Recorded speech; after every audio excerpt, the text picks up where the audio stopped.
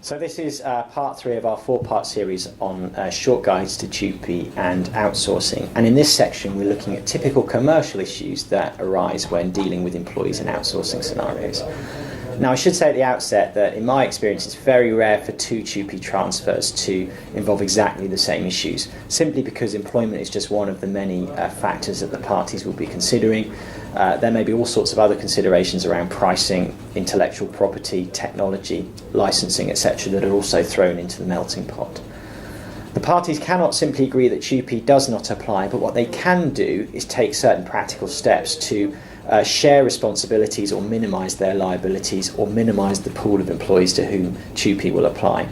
The most common means of doing that is to include express provisions or indemnities in the service agreement between the customer and the new service provider to reflect the commercial circumstances of the deal.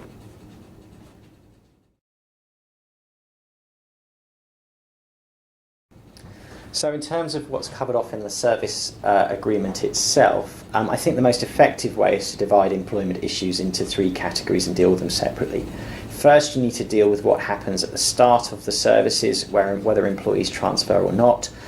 Secondly, you need to deal with how employee issues will be considered during the term of the agreement. And finally, you need to deal with what will happen to the employees on termination of the services agreement. Now on commencement, if TUPE applies, there are 2 common outcomes. The first is that there are employees who should transfer, but for whatever reason the parties decide that they do not want them to transfer. Typically in those situations, the current employer will seek to redeploy them within its existing workforce, and if it is unable to do that, then they will be made redundant and the parties will agree a split of redundancy costs, again depending on their relative bargaining positions.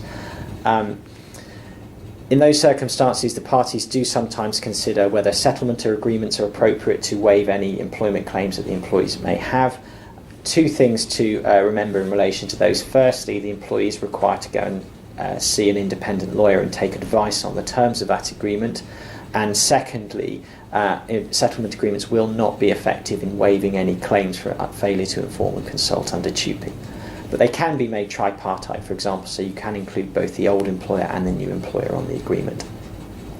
The second common scenario is that employees do transfer to the new service provider under TUPE.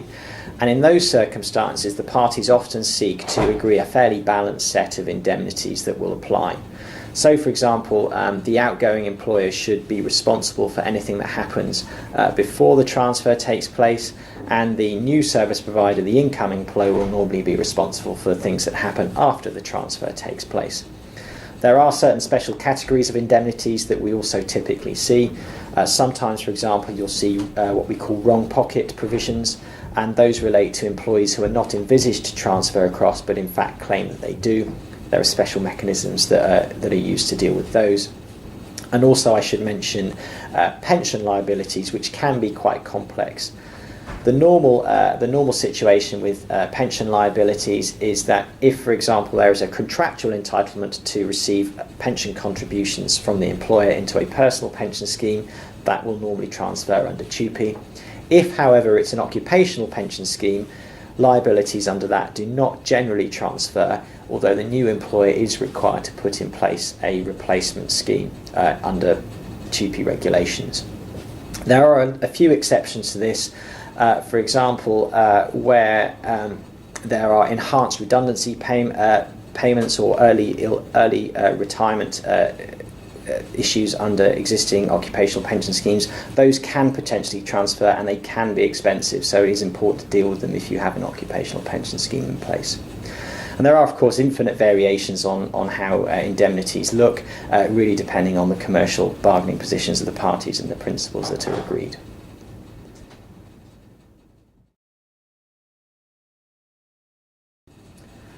So during the term of the agreement, the customer will normally want certain assurances about the quality of the work being performed, and very importantly, the people doing the job must do it well. So, for example, they may wish to reserve the right to require the service provider to replace any poor performing employees and have a veto over the employees actually doing the services. In most cases, in my experience, these things are normally sorted out informally, particularly where the service provider wants to keep the work, but it is often important for the customer to have a backup in the contract if necessary. Maintaining quality of service is also particularly important during a transition from one service provider to another, where there's perhaps the old service provider is winding down its services. And for customers in particular, what we call poison pill tactics are a real concern. And this is where an existing service provider that knows it's going to lose the contract moves its workforce around. So it may seek to take away its best performers from the contract to ensure that it retains them on termination and replace them with employees who are perhaps less accomplished at performing their roles, so they then transfer away from the business. This can be a concern for customers. Ultimately, it may get a poor quality service from the new service provider which has inherited poor performing employees. So it is really important to include protections in the contract to guard against this and similar tactics. It's really, really important to consider when you're negotiating a services agreement what will happen on termination, even though it may be difficult to speculate at that time on how the contractual relationship might end or what the customer's intentions might be following termination. In many cases, if TUPE applies, the TUPE indemnities will simply be a mirror image of the indemnities on commencement. So what you receive on the way in, you give back on the way out, and vice versa. It's also prudent to deal with what happens if TUPE does not apply, and this is really important, I think, for the service provider in particular, as it may be left with lots of employees who do not transfer away to the new provider, and it has no work for those employees to do, so it's left with potentially significant redundancy costs. It may seek a contribution to those costs from the customer. Customer may wish to agree to those, and in return, customer may demand perhaps more favourable indemnities from the service provider if TUPE does apply.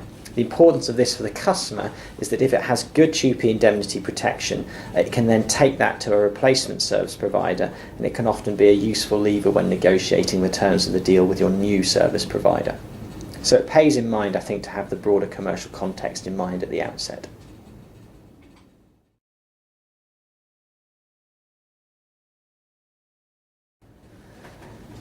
There are several ways of controlling liabilities if you're asked to give an indemnity.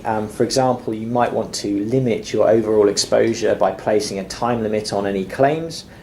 You may want to include collars and caps on any claims. So collars is where a minimum amount of liability is not covered. A cap is obviously a maximum level of liability that will be covered.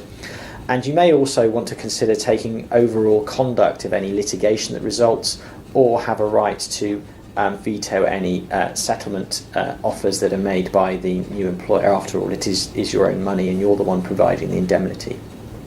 I think it's also important to define carefully what liabilities should be covered. Is it going to include pure compensation arising out of any employment liabilities, or will it also include associated costs such as legal fees or other professional costs?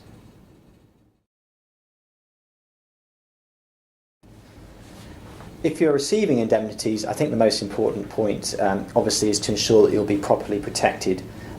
Even the broadest indemnities are of little use if the party giving them is unable to pay up if required. So very importantly, make sure that the party who's giving you an indemnity is good for the money. If there are any concerns, you may, for example, want to seek some sort of parent company guarantee or other form of protection. If you are asking for an indemnity and the other party is unwilling to give it, you may wish to consider whether you can obtain a warranty instead. This is a weaker form of protection, but it is nevertheless worth having, I think, and better than nothing.